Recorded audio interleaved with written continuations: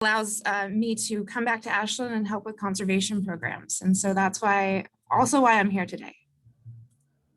Another thing I forgot to mention, this meeting is being recorded and we'll post this on the city's YouTube page after the event, so you can share it out with people who weren't able to attend. So this event is part of the Adapt Your Home campaign that Ashland Climate and Energy Programs is hosting. Each month has been focused on a different topic, and this month has been on Rethink, which is focused on rethinking our consumption habits. And so we actually have another event next week, which is called Rethinking Waste. If you signed up for that one already, or if you want to. And then, as you can see, we have some more coming up in May and in June. And you can find information about those on the city calendar as well as on our new website. So the whole premise of this Adapt Your Home campaign is to reduce our emissions at home. And this is because most of Ashland's greenhouse gas emissions come from the residential sector. So taking action at home and in our daily lives is important to reduce those emissions. And it also supports Ashland's Climate and Energy Action Plan. So you can read all about that on our website and all the different ways you can take action. So today we're going to be talking about water. So I'm going to turn it over to Julie to get started. Okay, thank you, Bridget. I'll go to our next slide. So in just a second, but I just wanted to give you a little outline. I would like to go over the sources, Ashland's water sources, the challenges with those sources this year, and then any conservation efforts or measures that can be implemented to reduce water use at home. So the first step is, where does our water come from? There are rumors out there that it comes from Immigrant Lake, our drinking water, which it does not. Immigrant Lake is there for irrigation purposes, and Howard and Hyatt actually flow down, and the canal from Howard and Hyatt will fill up Immigrant Lake, and it is used for irrigation purposes mainly. Our supply looks more like this. If you haven't been up there, it is just a wondrous place to be. It's just beautiful and really makes you appreciate the water that we have in our watershed and for the city of Ashland. This is Hostler Dam, and right behind that is our Reeder Reservoir. So the Ashland Creek watershed, this area shows where our watershed is. There's a nice outline there. At the peak is Mount Ashland. So any precipitation, any snow or rain that falls in that area is flowing down the east and west forks of Ashland Creek and then flowing into Reeder Reservoir. Now it's approximately 14,000 acres of area. It's a good amount of area. And we really depend on that surface runoff to fill up the reservoir each year.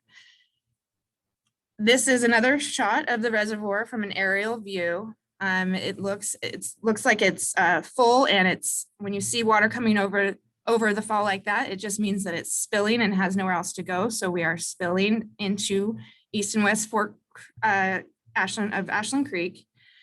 This holds 280 million gallons, which sounds like a lot, but if you break it down, and the water that we're available to use, really, with our water use in the summertime, only will last about 30 days if we're not getting any stream flows in from the east and west forks. So on a good July, usually we look at July as how much flow is coming into Reeder Reservoir. So on a good year, the combined flows would be around 15 million gallons per day. In a poor July, it's closer to 2 to 3 million gallons per day combined. This year we are currently we're around 7 million gallons, and that should go up a little bit as the snow continues to melt. And we're shooting for that flow of that good year, but we are, our flows are less than ideal for this time of year. Winter use is about 1.5 to 2 million gallons per day, and we jump to 5.5 to 6.5 million gallons per day. And that is mainly due to irrigation of our landscapes and watering our gardens and our lawns.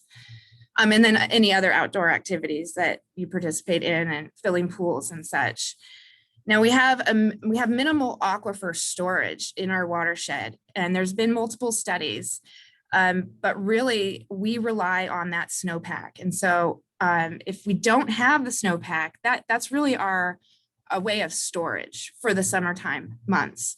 The water that we need usually melts off slowly, refills the reservoir, and then we have plenty of water to get us through the summer. Well, if we don't have enough snowpack to refill the reservoir through the summer, then we have to look to other sources.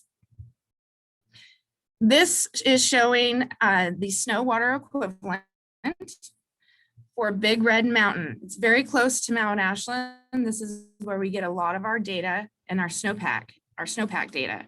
You can see that this year, right now, we're about 77% of normal. That's actually pretty good. You know, I'll take that. However, it's still not great, and we could use multiple years of 100% or more to really get us back to where we need to be. And you can see last year was about 50%. 2019 was a great year at about 100%. So if you're interested in looking more at this graph, there's a link that I've provided below. I won't click on it because I don't think we have time today, but it allows you to look at where we are as far as percent of normal.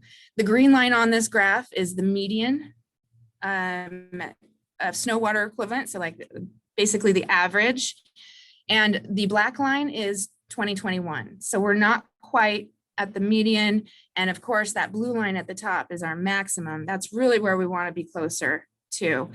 In 2014 and 15, if you see that red line down there, we were actually below that red line in 2014 and 15. So not quite as bad in our Siskiyou Mountains as it has been in the past, but we still need to be aware that it is lower than it should be, and we need to make sure we're managing our water supply as efficiently as possible. Now, I love this graph. This comes off of the Mount Ashland website, and it shows data all the way back. Now, this is just their snowpack data. And doesn't really get into the snow water equivalent. Now, snow water equivalent is actually the amount of water that's held in the snow that's available for us as drinking water. And so this is just showing you snowpack, which I thought was really interesting. This year we've had a little bit more than we've had last year, but still, you know, if you look at what was that, 2017. And 2016, those are the numbers that we really want to see in our area. So I mentioned, you know, if we don't have a sufficient supply in Reeder Reservoir based off of flows in the East and West Forks, what else can we do? We have a couple of other sources of water. One would be the TID, which is the Talent Irrigation District. The TAP is the Talent Ashland Phoenix. I see Sherry shaking her head, and she's absolutely right, and we'll get to that. And the situation with TID this year. The Talent Ashland Phoenix Intertie is what the TAP stands for, and that brings water from the Medford Water Commission out to us. And then if you didn't realize it, actually using water wisely is another source of supply. And it really maximizes the water that we already have. And minimizes waste so that we can get farther through the summer without depending on other supply. So a little bit about the TID. This is our secondary source. This is the canal that runs along the hillside parallel to the city. I'm sure you're all familiar with it. During the summer months, customers can use that for irrigation if they have a water right, or if they buy TID water through the city of Ashland. It comes from Howard Prairie and Hyatt Lake, which, as we've all heard, are very low this year. It is used for drinking water when our snowpack is low. So normally on a year like this and last year, we would pump TID water up to the water treatment plant, and it would be treated to drinking water standards and then distributed through town as drinking water and used also for people on their landscapes. We have a water right of about 2 million gallons per day, but it's only available May to December or to September. And unfortunately this year, given the low reservoir levels, it is only going to be available June to probably August. And what we're hearing from TID is that it may turn on June 1st, but it could also be pushed back to June 15th. And then it could shut off early in August. Usually it stays on until mid-September. So we're looking at a really shortened season for TID. Now that's going to mean that people who have TID water rights, who are using water to water their landscapes with, may switch to city water to do that. And we talked about the reservoir, how it isn't as full as it should be. So now we're switching from using that TID water for irrigation to using our reservoir water, and that will drain the reservoir a lot faster than it would if we were actually supplementing with TID. So this gives you kind of a good picture of how full Howard Prairie is. 10% full, Hyatt 21% full, Immigrant 28%. And that's because they're moving water. They're moving water through the canals down into our area so that the farmers, the irrigation water can be distributed to a lot of farmers that are in Jackson County and in the just outside of Ashland city limits. The water from the canal does not go through Immigrant Lake. The water that Ashland is provided through the canal, it actually doesn't go through Immigrant Lake. It bypasses Immigrant Lake and comes to us directly from Howard and Hyatt. And I'm sure a lot of you have seen the news, heard the reports about how little they have in the watershed and in those lakes right now. You look at the average water supply and that green line way up there, 2020 water supply. I mean, look how much it dropped from our average water supply. And now in 2021, here we are and just waiting and hoping for some more rain and some more precipitation up there. But it's really not going to give us enough to bounce back to where we really need to be at this point in time. And so what we have to do is look to our third source. And this is originally our emergency water supply, the tap line. It was completed back in August of 2014 because of the emergency situation we were facing back then with the drought. It's from the Big Butte Springs and the Rogue River. The source is from Medford Water Commission, and we have a water right of about 2.13 million gallons per day. And that'll last us for about 5 months if we needed to use that. It's already treated to drinking water standards. And this year, we will likely have to use tap a lot earlier than we would normally have to use it or at all. Last year, last year was a special situation, but we ended up turning it on and getting it turned on in mid-September that allowed us to get through the fall season. But this year, with not having TID water, I have been told that we will not be able to pump TID water to the plant this year. So we will not have that water to supplement our Reeder Reservoir water, and we will be relying on tap water to get us through. This is a good map showing our distribution system, showing where the canal comes in from Hyatt and Howard. It runs, like I said, it bypasses Immigrant Lake and comes into town. It is called the Ashland Canal officially. We all refer to it as the TID, but it is the Ashland Canal.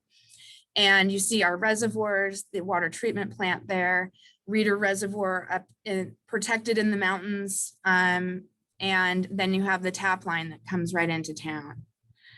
Now, on top of all of this, so now we've gone through our third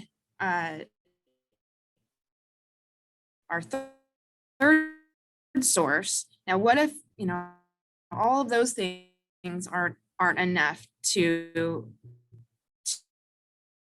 I wanted to go over the difference between conservation and curtailment, because they are two different things. And curtailment is more of a reactive. It's a short-term response to a water shortage.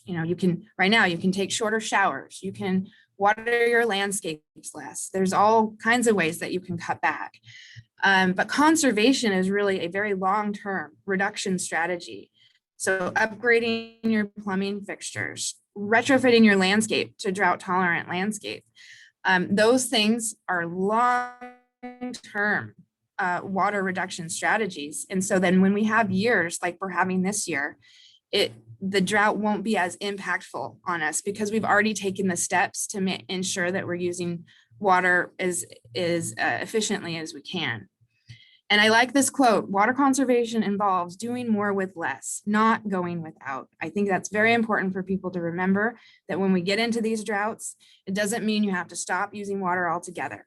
And conservation, just the same thing, does not mean you have to stop using water altogether.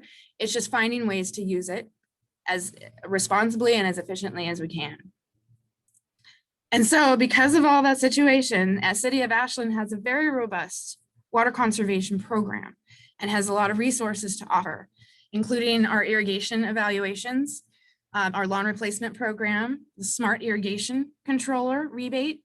We do indoor water use evaluations also.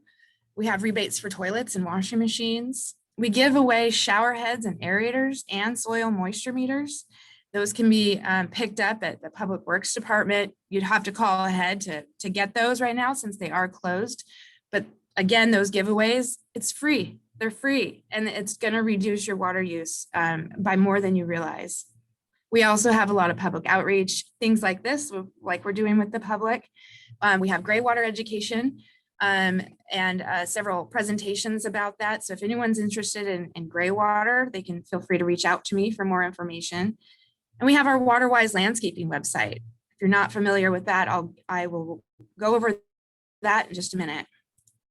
So this is kind of a heavy duty slide, lots of words, but I was really just thinking about, okay, what is a list of all the things that we could do? You know, we know the basic things, right? Don't shower for too long, don't water for too long, all these things. Well, the first thing is fix leaks. You know, right there, you're cutting back on water use, and it's amazing how much water can be lost to leaks that go unfixed. One thing I see in the landscape, plug up drip emitters that aren't watering any plants. That water is just watering the soil or perhaps rocks, and you don't need that water there. So it's easy to just plug those up. Make regular adjustments to your sprinklers. Over time, they shift and can actually start shooting into the street. Who knows how this happens, but the ground is moving and it kind of moves your sprinklers around.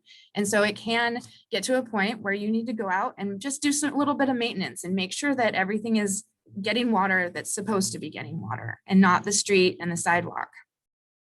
Mulch with ground cover or a living compost is really good for holding in that moisture after you water so that you don't have to water every day. Think about removing lawn and plant climate appropriate plants and natives in the spring. Now I'm specifically calling this out right now because I see that our sources will be more taxed in the fall. And that's when we're going to really need to really look at how we're using our water and may need to make more extreme cutbacks. And so I am suggesting that we hold off on any major plantings in September or October, because you're going to want to, our new plants need to be established and they're going to require a lot of water in order to get established. If you can put off a little bit until November, I know that's not ideal. I know Sherry's going no, but sometimes, you know, maybe just wait until next spring, because really all of these plants that are going in and they're new, they are going to need an extra amount of water just to get them established. And it's hard to do that even during the summer months when it's really hot. It's extra hot, they're going to need extra water. Use a soil moisture meter. A moisture meter is really beneficial. It helps you realize that just maybe 1 inch or 2 inches below the surface, it actually is still moist and the soil is retaining enough water, enough moisture that your plants will be fine for another day or 2 days. And so you can turn your controller off and not water on those days if you find that you have sufficient moisture left in the soil. Amending the soil, that's a huge, and people oftentimes forget how important soil is, not only to your landscape and to your plants, but for water conservation. If you have a soil that's very sandy and water just drains right through it, try to amend that soil with some organic material so that water will be held in that soil longer. And don't water every day. Our plants like to dry out a little bit. They don't need water every day. Some vegetables and gardens will likely need some water every day, but most everything else does not need to be watered every day. You can do longer run times, maybe every other day or every 2 days. Lower the pressure on your irrigation system. A lot of irrigation systems in Ashland have extremely high pressure. And that's actually great because you can always reduce the pressure. If you had low pressure, it'd be much more difficult to increase that pressure. So it's actually a good thing we have high pressure, but you need to realize that when you have too high of pressure in your irrigation system, it wastes a lot more water. And so reducing the pressure on those irrigation, you can get a pressure regulator to the whole system, or you can do an inline pressure regulator for, say, just your drip zones. You can catch excess water in a bucket. No, that's just, you know, we've all got, we all take showers. You know, if you got extra water that you use when you're heating up the water, you can use that on your plants.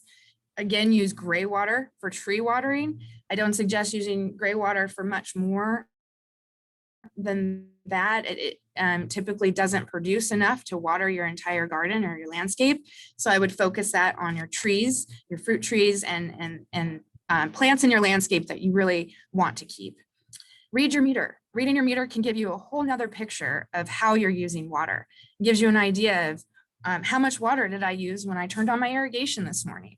And then you can do the math and figure out, okay, well, if I use that much and I run this every day or every other day, how much am I going to use by the end of the week?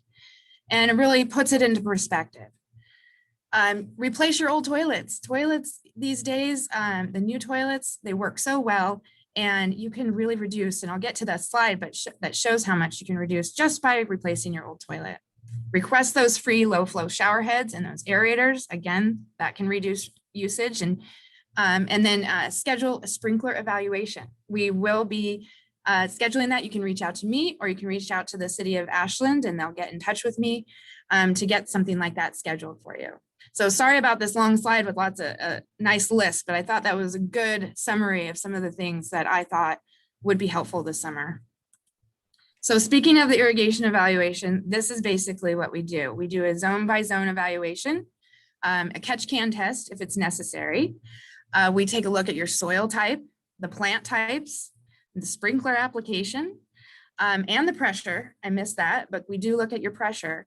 And then we create a watering schedule for you for the summer based on all those criteria, because you really have to look at those things when you are putting together a watering schedule.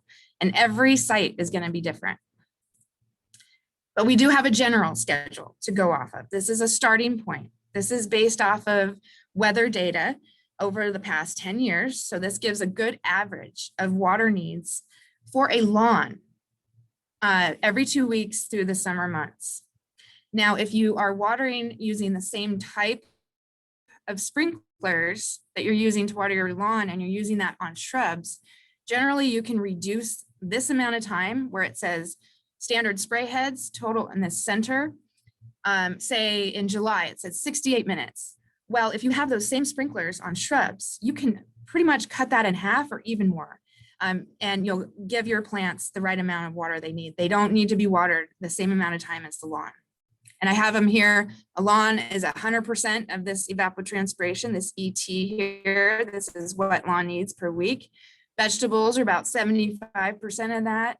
Shrubs, 40 to 60. And then drought tolerant shrubs are about 20 to 40%. Now, this isn't including drip. I'll get to drip in a second. This shows the difference between irrigating lawn water needs and water-wise planting water needs. And when I say water-wise, I don't mean that they need no water. I mean they need medium to low water.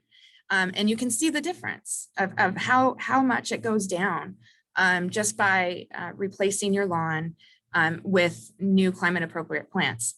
And I want to just say that I have nothing against lawn. I think lawn can have its place and it can be efficient if you do it right. If you're watering it correctly, it can actually use less water than some landscapes that I've seen with full plantings.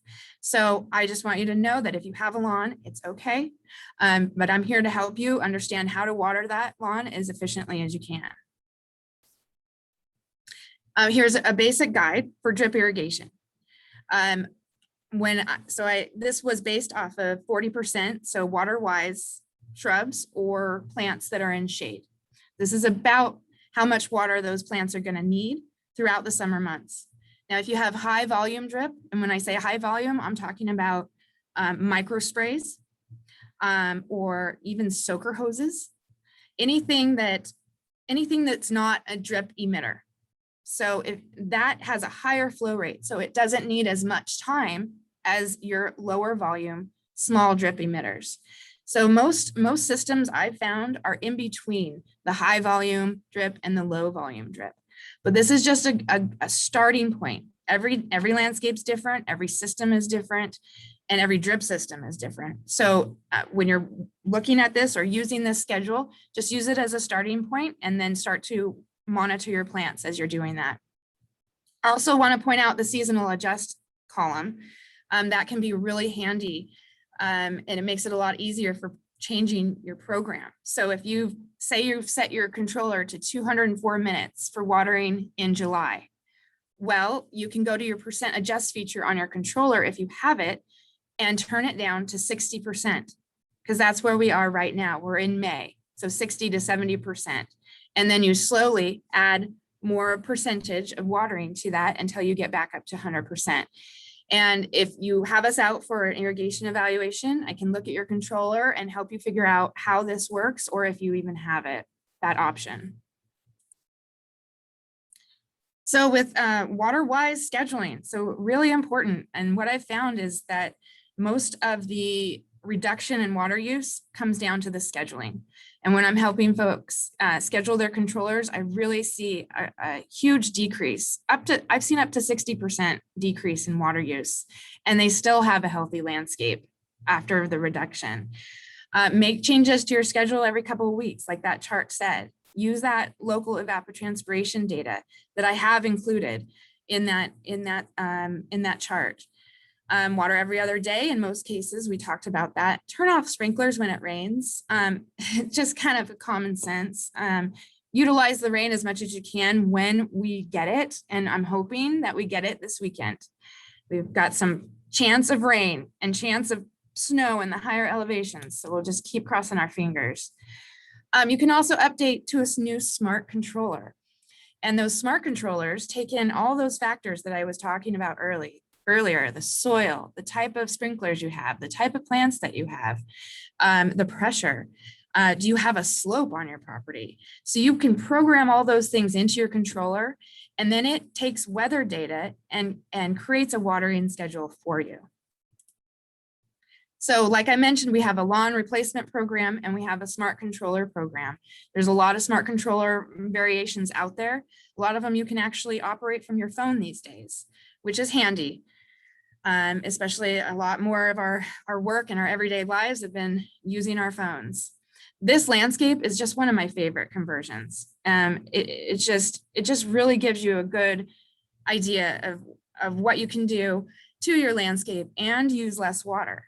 I mean, which one do you think uses more water? You would think maybe the landscape with all the plants, but it doesn't. It was this lawn that was using more water. So you can still have a beautiful landscape and use less water. That's the point. Hey, Julie. Yes. We have a question in the chat that I think relates to that landscaping. Cherise said, please talk about the fact that bark mulch is a major source of spreading fire during a major wildfire. Yes. Yeah, can you suggest? Yes, no, I am so glad that you brought that up, because I kind of just went over the mulch part of that. That's why I said ground covers. Ground covers are really great natural mulches and help hold that moisture in the soil. But you're absolutely right. We need to be cognizant of the type of mulch that we're putting down on our landscapes because of the fire danger. And in particular, keeping a 5-foot distance from away from your house, not putting any mulch material right up next to your house is very important. If you are going to use bark mulch in your landscape, use a finer material, like the compost material, or like I said, the ground cover.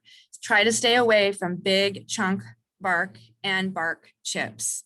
Those are definitely something that's on the FireWise website. The city of Ashland has a FireWise website. I suggest that if you're unfamiliar, that you check it out, and talks about these types of things. So very important. Thank you for bringing that up, Cerise. Our Ashland WaterWise landscaping website, I probably don't have enough time to go through it. If we do at the end, I will. But I encourage you to check out this website. It's one of my favorite things to get lost in. There's all kinds of plants that you can search for, all kinds of gardens and ideas. And then the best feature is the guided search. And that allows you to choose the type of plant, the color you want it to bloom, how tall you want it to get, the soil type you have, whether it's in full sun, shade, or part sun. And then you hit enter and it populates all the plants that meet the criteria that you just selected. So really encourage you to check this site out. So I mentioned earlier that you can actually save quite a bit of water indoors. You know, we focus on our outdoor water use because that's where our peak comes from. We want to kind of shave off that peak, but this can absolutely help. And this is all year round. So toilets, you can save 40 gallons per day for a family. Shower washers, about 25 gallons per day. This is replacing your old toilet, replacing your old washer, getting a new shower head and a new aerator can save approximately 45,000 gallons per year. Now, if you want to know what that is in cubic feet, just divide that by 7.48 and you'll get that number. I know in Ashland, everything is read in cubic feet. So, and billed in cubic feet, but this is just, it's really surprising. You know, the toilets are still the highest use of water indoors. And so if you have an older toilet, really consider taking advantage of the WaterSense toilet rebate that the city of Ashland has available. Now I just love this picture, such a great drawing by one of our previous employees. This plant just give me more water. Well, does it really need more water? You know, here's an example of that moisture meter that I talked about. I took this picture in Ashland on a 105-degree day in a gravel bed that had some plantings. If you can see where that says, you can see where it says moist and almost wet on a 105-degree day. And so that just shows that just because it's hot outside doesn't necessarily mean that your plants need water. Yes, they might look a little tired just because of the heat on the leaves, but if you check it with a soil moisture meter, you can really tell whether or not that those plants have moisture around their root zones. This one went down about 6 inches. If you're looking for figuring out how much water for your trees, if you have enough moisture in the soil for your trees, I would suggest getting something that you can get farther down into the soil and pull it back out and look at it kind of like you're testing a cake to see if it's baked enough. And so if you're pulling out soil and it feels wet, you know you have some moisture down at that level. If you pull it out and it's completely dry, then you probably should add some water. Also, here is an example of our water meters that we have around town in Ashland. This is how you would read it. One full rotation of the sweeping wand is equal to 1 cubic foot. And that is equal to 7.48 gallons. So one full rotation, and you can watch that as you're running your irrigation system, figure out, well, how many cubic feet per minute am I using to run this irrigation system? And it's a really handy tool when you're trying to reduce your water use over the summer. I briefly mentioned gray water. There is gray water is allowed in Ashland. If you do a laundry to landscape system, you only need a permit from DEQ. If you do a larger project like a branch drain system or a pump system, you're likely going to need some permits also from the city of Ashland. So keep that in mind. We do have a lot of resources to help if you are interested in gray water. And then we have a website that you could go to as well. So if you just gone on the City of Ashland website, you should be able to find it. And we have a rain barrel guide too. Rain barrel guides, you know, we don't get a lot of rain in the summer. And so rain barrel, maybe not going to do it for your landscape, depending on what you're watering, but perhaps some rainwater catchment tanks could help you. If we do ever get spring rain, it could fill it up and at least get you through maybe a month, couple weeks in the summer, and you could utilize the rainwater that we have in our area for watering your landscapes. We also have a guide for surviving drought. It's just a go-to guide for water conservation in Ashland. And then we also have a guide for watering trees, and that can be really tricky. It depends on the caliber of the tree, depends on the age of the tree and the type of tree. So again, use these guides as a starting point only, and everyone knows their landscape better than anyone else. So like I said, these are just guides, and then you can adjust from there for your particular landscape. Lots of great ideas out there. I recently found that you can actually divert your sump pump water into your landscape if it's done correctly. Obviously, you don't want a bunch of water just pooling up in your landscape. That's not going to be okay. But if you have a garden bed and you have a sump pump and you're pushing out water during the summer, and I know that people are because of irrigation and anything that's coming downhill, some areas have sump pumps and they operate during the summer. So consider converting it to watering your landscape. The bottom right photo is a great photo. This was taken in Ashland, and I just thought it was really a wonderful thing to see, because what's happening is that they're watering their flower baskets. And if any of you have watered a flower basket, you know how fast the water will just drain right through. So you either have to put it on very slowly and stop and then come back and put it on again. Or in this case, they've just placed some buckets underneath them, and they're using those buckets to water other areas of their landscape. You can also plant other plants underneath your flower pots like this, your hanging flowers, and let the runoff from that water those plants that are on the ground. But make sure there's not also a drip system hooked up to that, because you don't want to water twice. You don't want to have 3 different systems watering the same spot.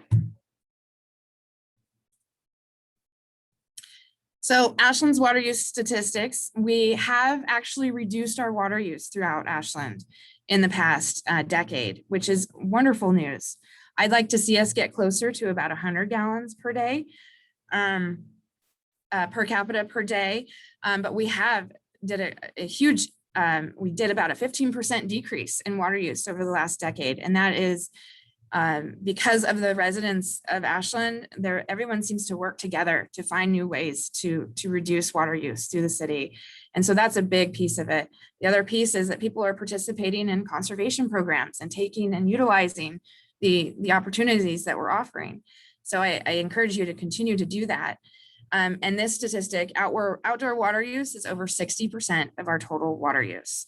So on this graph, it says single family, and then there's a little 43%, and there's a little piece that says irrigation, 19%. That's not total irrigation. That's just people who have irrigation meters specifically. You still have all these single family homes using water through the water that comes through the meter. They have 1 meter for both indoor and outdoor. So that 60% is really that 43% of water use, 60% of that is outdoor water use. So if we continue to reduce our usage, this is where we want to be. We have historically peaked at about 6.5 million gallons per day. Our treatment plant can only handle 7 million gallons per day. It can only produce that. So we're really pushing the limit on the plant. What we want to do is decrease by another 15%, get that closer to about 5.5 million gallons per day. And I think we could, with the community working together, I think we could get that down even more, especially in years like this year. And so again, I encourage you all to love the water that we have in Ashland, to be proud of it, to preserve the beautiful pristine water that we have up in Reeder Reservoir, and to just do everything to reduce your waste and maximize your water use, especially in the landscape this year. So feel free to reach out to me anytime, request a sprinkler evaluation. And that's pretty much it for today. That's what I had. So if you have any questions, I can take questions now. Thanks, Julie. That was so great. We have one question we have a question in the chat that I missed from Sherry. Is Big Butte Springs water fed from Crater Lake? Is it continuously flowing stream? Is it connected to an aquifer? That's a good question. It is connected to an aquifer, but it's off of Mount McLaughlin. So not coming out of Crater Lake. And the snow water equivalent in the Cascades is less than in the Siskiyous this year, which seems to be the opposite than years past. However, we have been told that we have sufficient supply to supply all of our partner cities, including Ashland, if they need it during the summer months. So tap will happen. The reason why it didn't happen when we needed it last year was because of the fire, and it got cut off because the fire kept it from getting to us. So we had a special situation last year, but again, everyone came together and we made it work. And then we got some rain and we were out of the red. So again, we just hope that we don't have to have that situation this year, but that's what happened last year.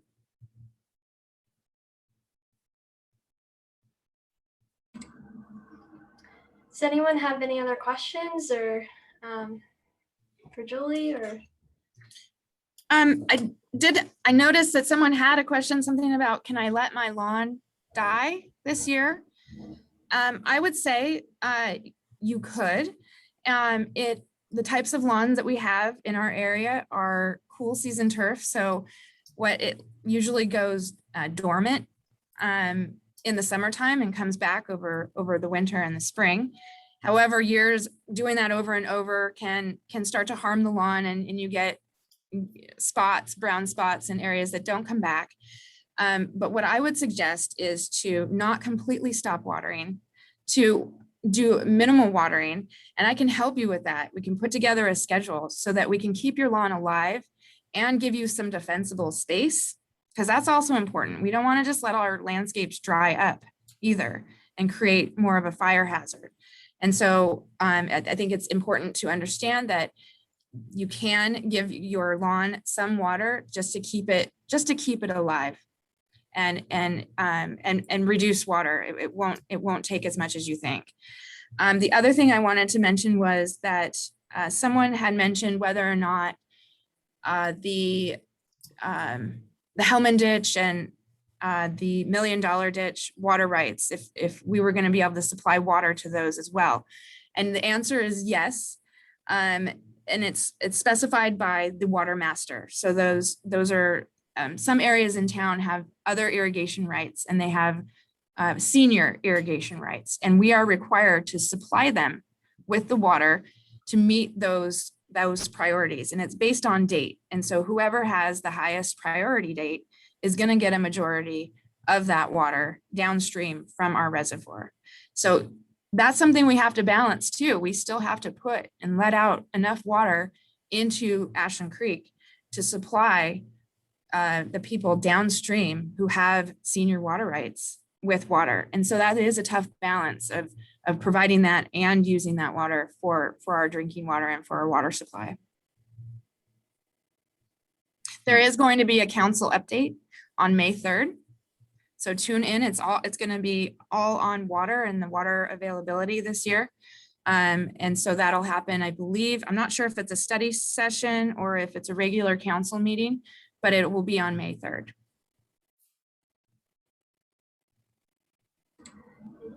Great. We have more questions about, well, to follow up on the what you just talked about, $1 million and Hellman ditch, are they used for farm irrigation? I'm sorry, what was that? Are the $1 million and Hellman ditch used for farm irrigation? I don't believe specifically. There are maybe Billings Ranch. Billings Ranch has a very old water right, but it does go through neighborhoods. And so folks who have water rights to those ditches and to that water can use it on their landscapes. So it's not just farm. I'd say it's more, I'd say it's a majority, it's in town usage. Sorry. Thank you. And Eric, I see you have your hand raised if you want to unmute and ask your question. Yeah, we at Southern Oregon Climate Action Now have invited Julie to give a water talk somewhat similar to this one, I imagine, although not necessarily concentrated just in Ashland, on May 27, and from 6 to 7 in the evening. It's SOCAN's monthly meeting. And of course, we're asking the best to be presenters. Thanks, Eric. Yeah, and in that presentation, I plan to do a much kind of broader look at our water supply throughout the valley, and then and programs and things that are available here at the Water Commission and in the surrounding areas, as well as Ashland. Is that on Zoom, Eric? Yes, it will be on Zoom, and you can get the details at www.socan.eco, E-C-O. Great, thank you. We also have a few questions about how to actually schedule an irrigation evaluation and how to get the smart controller program. You can call me. You can call my number or email me if you're interested in setting up a sprinkler evaluation. And if you are interested in the smart controller program, I can get you in touch with, there are a couple of people with the city of Ashland who are working on the rebates portion of the program. And so I will then connect with them to get you set up with what you need for that program. Yeah, but feel free to call me and we'll get something scheduled for you. Right now, we're booking about 2 weeks out.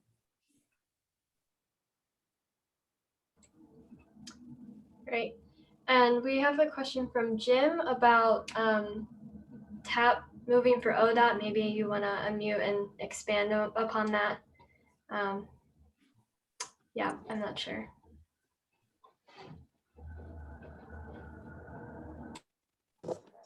Hey, yeah, I'll unmute. Yeah, it was like, hey, how you doing? Hey, Jim. Good to see y'all. It was like 2 or 3 council meetings ago, I think, and Scott Fleury was talking about whatever he talks about, beard stuff. And then he said he mentioned that TAP, the city, Ashland, Phoenix, and the town were all going to pay to help move the TAP line because ODOT had some project, and he glossed over it pretty quickly. Is that going to happen this summer? Is that a thing, or did I misunderstand how that went? Well, I haven't actually heard anything about that, so I'm probably not the best person to speculate on what all that means. I would reach out to Scott Fleury directly about that because I hadn't heard that particular conversation. Yeah, I mean, it wasn't part of what he was talking about, and so it went by so quickly. I thought, ooh. Yeah. I'm not sure exactly what that means, and I'll have to reach out to Scott too and ask that same thing. Okay, cool. Thanks. Mm-hmm. Bye. Bye. Thank you. Yeah, any other questions or closing thoughts? Oh, Eric, you have your hand raised.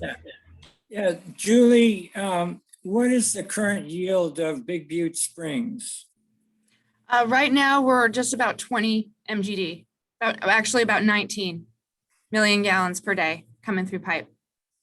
And we've got actually they did have to turn on the Duff plant, the treatment plant, early this year. It's the earliest they've ever had to get it up and running. It started on April 1st. Usually it's pushed back towards May. So Duff is running the plant starting earlier and running it longer. Last year they shut off in November and usually it's October. So our season, as everyone knows, our summer season is becoming longer. Thank you. Mm-hmm.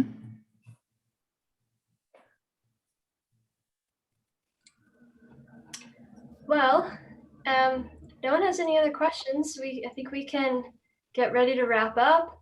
I do want to say that I'll send a follow-up email. Oh, we have a question from Jim. Go ahead. If we're going to wrap up, I'll throw in my my question about the Reeder Reservoir dredging. I know there was some conversation in some of the documents about cleaning that up and whether that's worth doing money wise. Has there been, I think in the 2008 study, they looked at it and thought about it. It wasn't worth the money or something. Is it something that will be worth the money someday?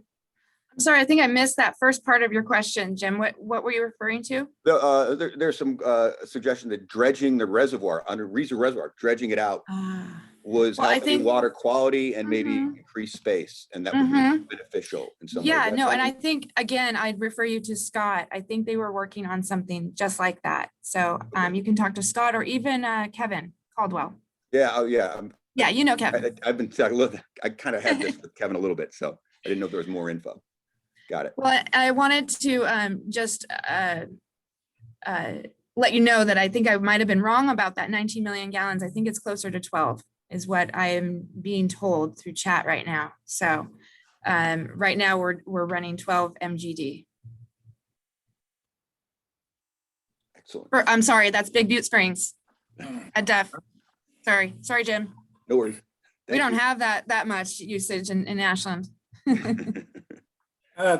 This is Eric. Julie, I seem to remember before we had these series of drought year after year after year, that Big Butte Springs was running 28 million gallons per day in the 90s. Well, I think the full capacity of the of Big Butte Springs and the pipe is 26.4, I think. And it's been a while since we've ran it at full pipe on both pipes. For the last couple of years, it's been pipe and a half. And so we're not bringing down as much as we did in the past. And actually, the aquifer is lower this year than it has been in 20 years. Again, it's still, what we're seeing, it is still producing and still showing a sufficient supply to get us through the summer months. However, you know, we are still seeing that stress on our supply in Medford at Big Butte Springs, with that aquifer being lower than it ever has been in the last 20 years. Okay, thank you. Mhm.